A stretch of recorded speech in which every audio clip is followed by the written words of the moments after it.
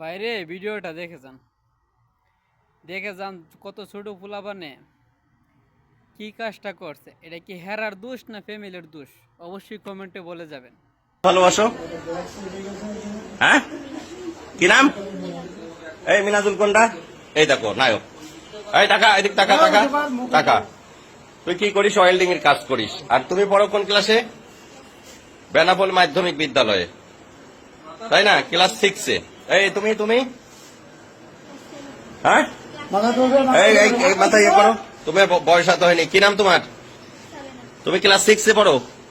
7-এ। তো তোমার সম্পর্ক এই ছেলের সাথে, ও ক্লাস 7-এ পড়ে। এই দেখেন ব্যাগ বক্সা, বাসা বাড়ি থেকে এই যে স্বর্ণালঙ্কার সবকিছু নিয়ে, টাকা পয়সা নিয়ে, হ্যাঁ তারা হচ্ছে টাকা পয়সা স্বর্ণালঙ্কার সব নিয়ে বাড়িতে বেতনা এক্সপ্রেসে তারা চলে যাচ্ছিল। বেতনা এক্সপ্রেসের আমাদের এই যে জয়নুল ভাই, তার কাছে টিটিরা সবাই সোপর্দ করেছে।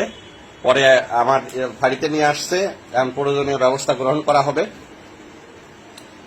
ছবিটা একটু তুলে ধরো। এটা অবশ্যই অভিভাবকরা এই মুহূর্তে আসবে। অভিভাবকদের আসার পরেই আমরা আইনগত ব্যবস্থা যেটা হয়। খুবই দুঃখজনক এই সমাজ ব্যবস্থা কোথায় চলে যাচ্ছে। সন্তান আমারও আছে, আপনারও আছে। সন্তানদের প্রতি আসলে অভিভাবকদের খেয়াল রাখার পরেও সম্ভব হয়ে ওঠে না সবার।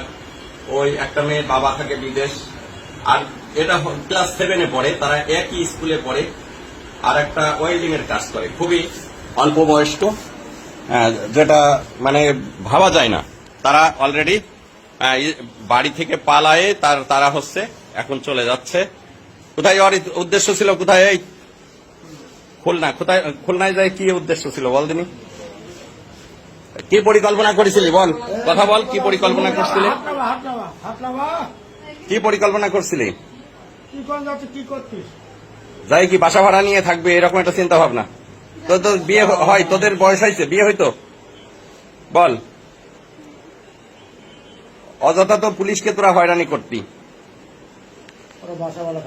যাই হোক ভিউয়ার্স, এই হচ্ছে সমাজের অধঃপতন। ভালো থাকবেন সবাই। আসসালামু আলাইকুম।